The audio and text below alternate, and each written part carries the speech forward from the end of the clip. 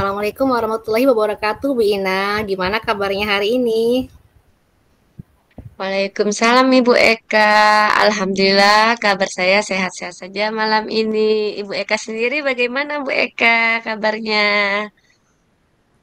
Alhamdulillah, Bu Ina. Hari ini saya dalam keadaan baik, kemudian dalam keadaan sehat dan juga saya dalam keadaan bahagia.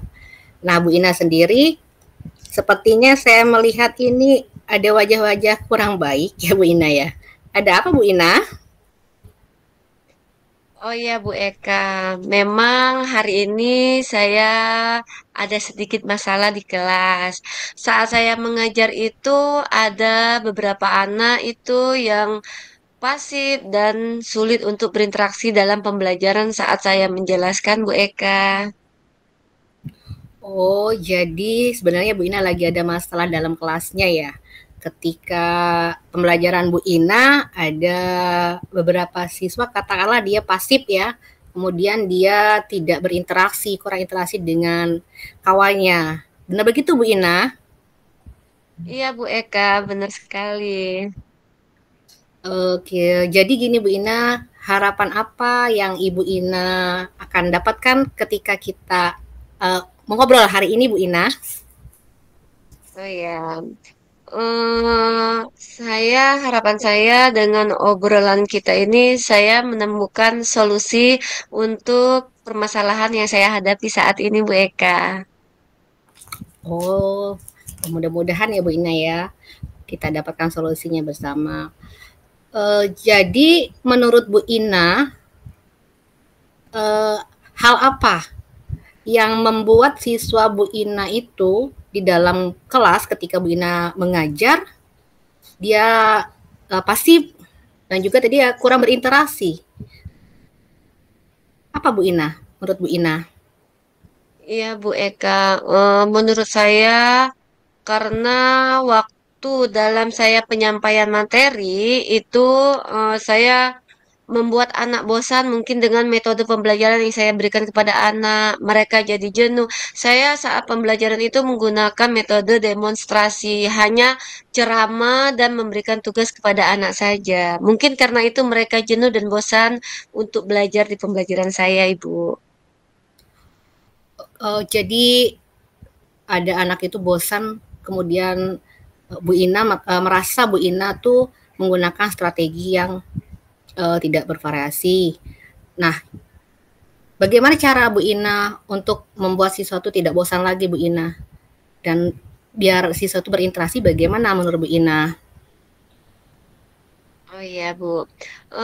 Saya mencoba untuk merubah cara metode pembelajaran saya dan saya akan mencoba untuk strategi saya. Di mana sebelumnya kita sudah mempelajari tentang pembelajaran berdiferensiasi ya, Bu.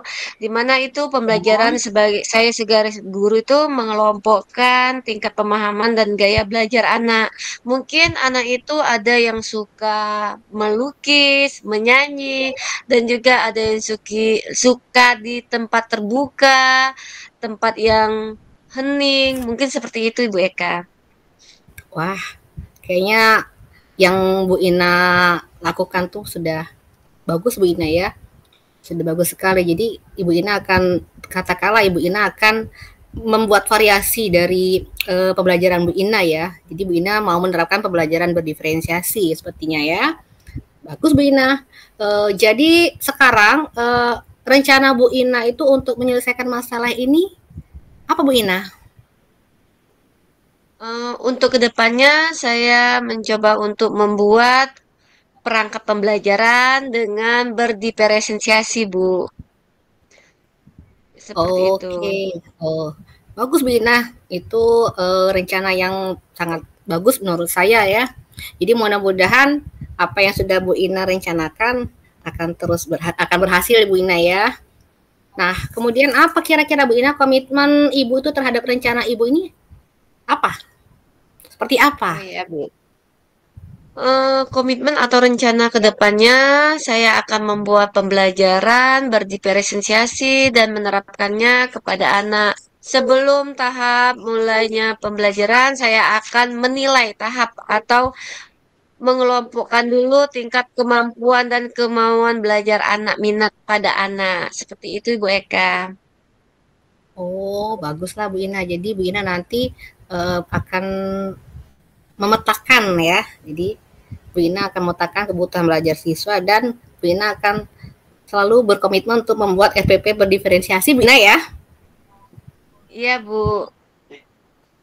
Ya, kayaknya Bu Ina sepertinya obrolan kita ini sudah mencapai ini ya. Kita sudah menemukan permasalahannya. Mudah-mudahan apa yang sudah Ibu Ina rencanakan nanti ke depannya akan membahagiakan siswa tentunya. Jadi kita menjadi guru yang benar-benar membuat siswa itu nyaman dan bahagia ya Bu Ina ya. Itu Bu Ina ya. Iya, Bu. Terima kasih, Bu, atas solusi dan percakapannya hari ini. Oke Bu Ina, terima kasih Bu Ina sama-sama ya. Jadi kita bisa ngobrol lain kali Bu Ina ya. Itu Bu Iya, Ina. Bu. Oke, silakan Bu Ina kita beraktivitas kembali. Assalamualaikum.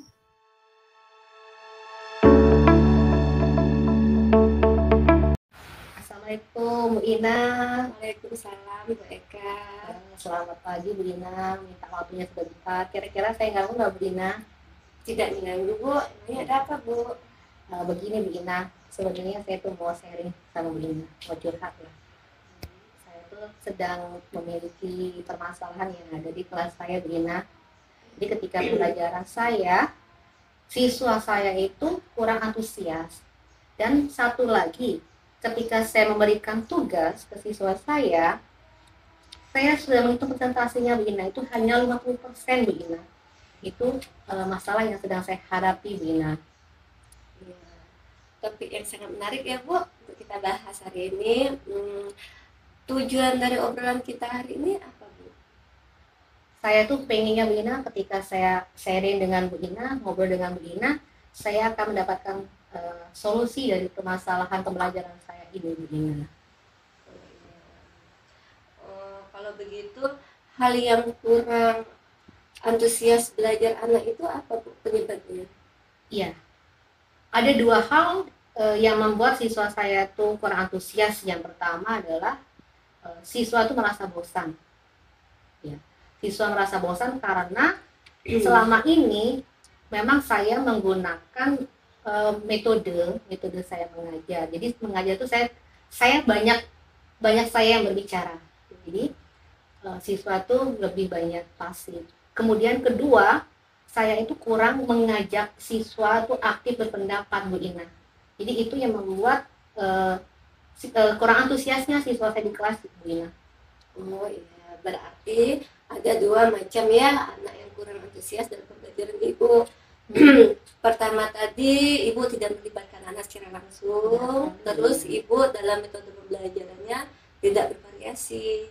Terus tadi ada juga yang 50% tidak mengumpulkan tugas, itu mengapa Bu?